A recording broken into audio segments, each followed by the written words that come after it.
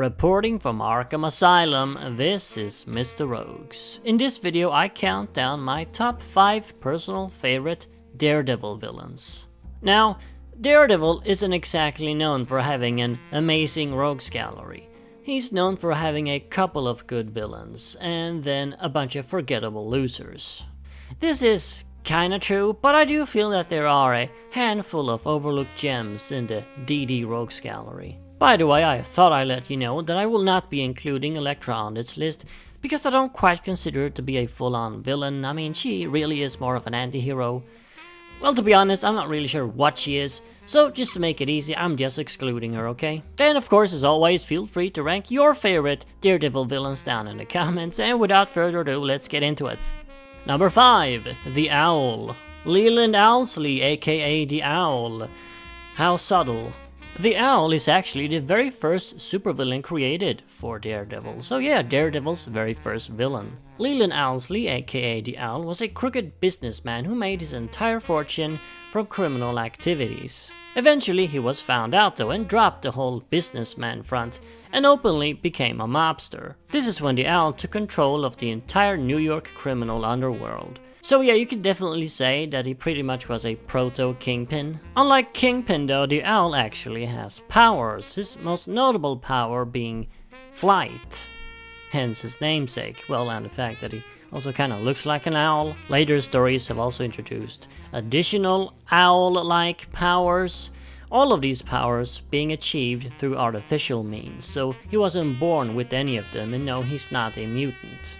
So yeah, what the Owl is a bird-themed mobster. Sound familiar? But this was long before the Penguin actually was reinvented as a mobster. So the Owl predates both the Kingpin and the Penguin. He kinda did it first, before both of them. Yet, for some reason these days, nobody cuts the Owl any slack. He's often treated as a lesser villain, not necessarily a complete joke of a loser villain, but one of the lesser villains in New York. It's kind of ironic really, because back in the Silver and Bronze Age, the Owl was pretty much Daredevil's arch nemesis, because this was before the Kingpin had taken over that role. At the time, Kingpin was, of course as we all know, a Spider-Man villain. But starting in the 80s, the Kingpin pretty much replaced the Owl, and the Owl fell into relative obscurity, not complete obscurity, but relative. I think this is very unfair. I think the Owl and the Kingpin can both coexist. We don't necessarily need only one mobster in Daredevil stories. We can have two. They can fight wars between each other, for example. A big gang war between the Owl and the Kingpin sounds like a pretty good Daredevil story to me. Yeah, I really like the Owl, a quirky, bizarre mobster character. Basically Marvel's the Penguin. Number 4, the Jester. If the Owl is Daredevil's the Penguin, I guess a lot of people would say that the Jester is Daredevil's the Joker. I kind of agree, but at the same time not. Besides the joke gimmick, they really don't have anything in common. So who is the Jester? The Jester is Jonathan Powers, a failed stage actor. Powers thought he was finally gonna get his big break when he landed the main role in a Cyrano de Bergerac play. And I guess he would've if he'd actually been good.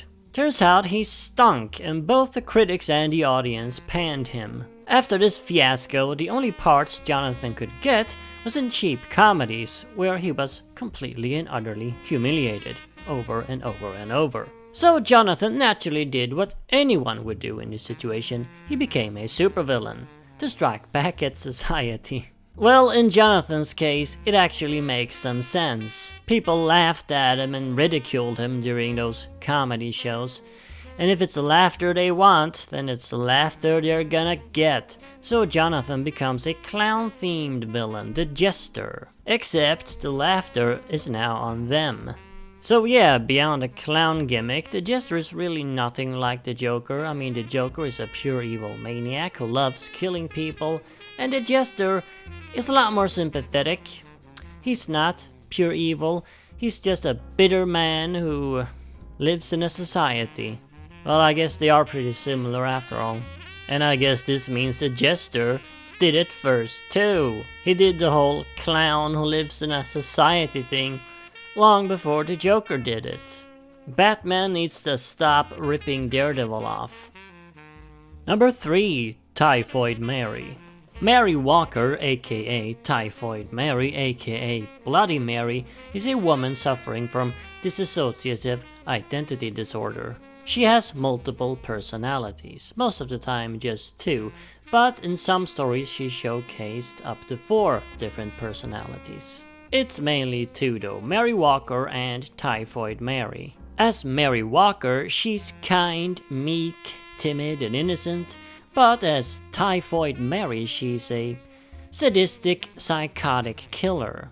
She also has multiple superpowers. I'm not entirely sure if all of her personalities have access to these powers though. Typhoid Mary commonly displayed the power of pyrokinesis. She can create and manipulate fire. She's also displayed the ability of telekinesis. And Mary Walker seems to have the ability to influence men's minds. She can make them fall in love with her, just like that. It doesn't seem to be something she does consciously though. So yeah, we got Pyro, Poison Ivy, and Two-Face all rolled into one. I do have to admit that Typhoid Mary is a bit of a mess of a character, considering we got all these different things just thrown in together. But ultimately it works pretty well, and I think she's a very fascinating character. One of the most psychologically fascinating Daredevil villains for sure. And probably the craziest. Speaking of crazy, our number 2 is Bullseye. Now, if Daredevil has a Joker, then it's Bullseye.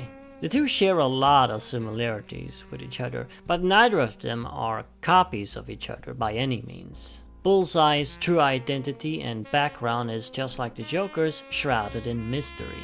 We've been told some things here and there, but none of it is really reliable. All of it could just be lies. Just like the Joker, Bullseye is also a complete psychopath who loves killing people, especially innocent people. He seems to do that quite a lot. Bullseye has also caused Daredevil a lot of personal pain. He's killed at least 2 of his love interests. This is also very similar to the Joker, who's caused Batman a lot of personal pain. Of course, their similarities kinda stop there. Bullseye is not clown or joke themed in any way. Bullseye is an assassin with the uncanny ability to turn any kind of regular item into a deadly throwing weapon. Paper clips, playing cards, pencils. He could probably turn a feather into a deadly projectile. This is easily one of the coolest comic book supervillain abilities ever.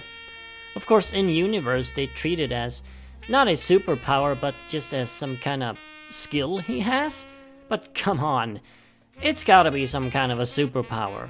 To be honest, I like that it's ambiguous though, whether it's an actual superpower or just a really weird skill that he has. Bullseye is definitely Daredevil's most fun villain. Fun and terrifying at the same time. I guess he has that in common with the Joker too. And by process of elimination, you have all gathered that my number 1 Daredevil villain is of course the Kingpin. Yeah, I gotta go predictable on this one, I'm sorry, but I gotta. I usually don't go with the obvious answers on these lists, but for this one I just have to. Because god damn it do I love the Kingpin. He is one hell of a villain, not just villain, but just character, one of the greatest comic book characters of all time, without a doubt, in my opinion, definitely one of my personal favorites. I don't think I even need to introduce the Kingpin to you. I mean, come on, everybody knows who the Kingpin is. He's the undisputed king of organized crime in the Marvel Universe and the arch nemesis of Daredevil.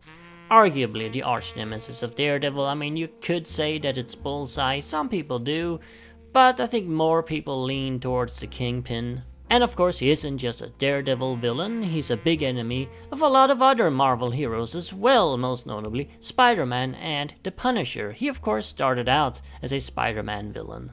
Wilson Fisk, aka the Kingpin, is one of the most fascinating villains in comics. He's definitely, perhaps, the most layered villain in comics. I don't think any other comic book villain feels more like a real human being than the Kingpin.